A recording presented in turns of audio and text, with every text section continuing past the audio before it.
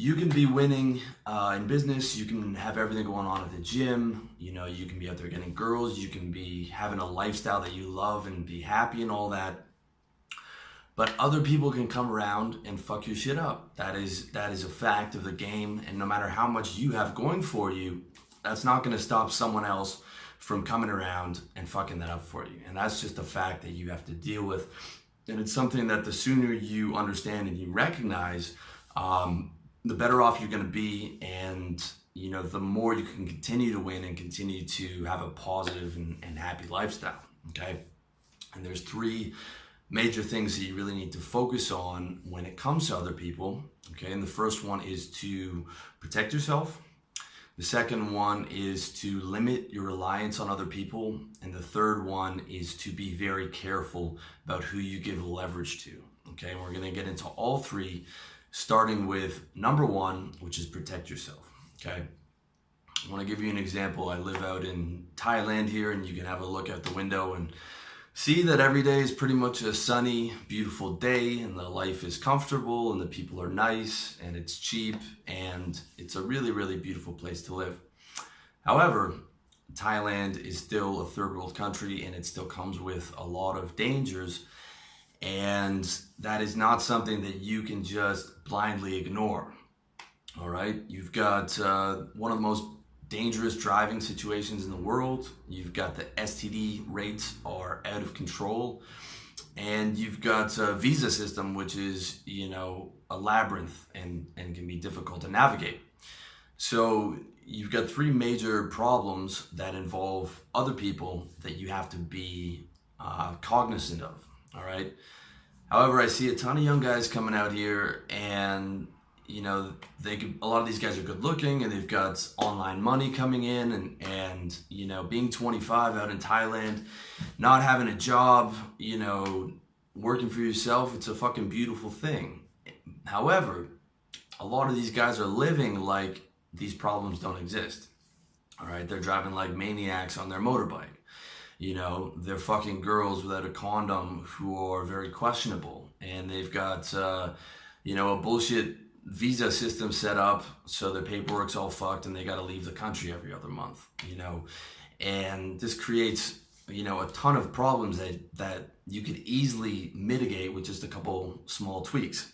All right, instead of, you know, having to leave every other month, and you know, your paperwork might be fucked up, and a guy who makes $200 a Burmese border guard can fuck up your entire year because you didn't have the right visa. Instead, you get the right visa. You don't have to leave very often. You know that your school handles all your right paperwork. It's a small thing to do, but it's a fucking, you know, it eliminates like 90% of your downside. All right. Instead of fucking questionable girls without a condom, wear a condom every fucking time. Okay. I admit I've made that mistake a few more times than I'd like to admit, especially if alcohol is involved. However, I at least recognize it when I'm making a mistake, and I made a concerted effort not to fuck up like that in the future. And the third point, which is the most important one, is fucking drive safe and drive defensively. Every single day I see someone driving on the wrong side of the road on a narrow back street, barreling down, not expecting to see me there. Luckily, I'm driving slowly and defensively, and I don't get into an accident. However, my first month here, even at driving at medium speed, I got into 2 accidents. All right, it really, really is a serious thing. Okay, I had a friend of mine, a young guy, almost died on his motorcycle. He had everything going for him, almost died last month. And this is a guy who's good looking, who has a lot of online money coming in, gets girls, the whole fucking life ahead of him. And in an instant, could have been gone. Because he was going 15 kilometers too fast, all right? And even if you're driving well, you can expect that the people around you are not gonna be driving well. So not only do you have to drive well, but you have to drive defensively, you have to expect people to do stupid shit, and you have to drive slow, all right? And that applies whether you're in Thailand or whether you're anywhere else in the world. You gotta take stock of the situation where other people can come around and fuck up your shit and protect yourself from it. Because the guy who's driving drunk on the wrong side of the road in the middle of the day doesn't have shit to lose. This guy obviously doesn't care about his life, right? But you can be a winner, you can care about your life, you can have everything going, and a guy with nothing to lose who doesn't care about your life can still come around and fuck up your shit completely. It doesn't matter how much you have going for you when the other person doesn't have anything to lose and doesn't care about making smart decisions. So you gotta examine wherever you are, whatever the dangers of where you live are, and you gotta put in plan a place or a plan to mitigate some of those dangers. Like I say in my article, How to Think Like an Investor, you always gotta be protecting your downside. All right, and the tweaks that I've outlined, you still get pretty much all the reward, but with like 90% of your downside reduced, okay? And that's what you need to do in terms of protecting yourself. So, point number two.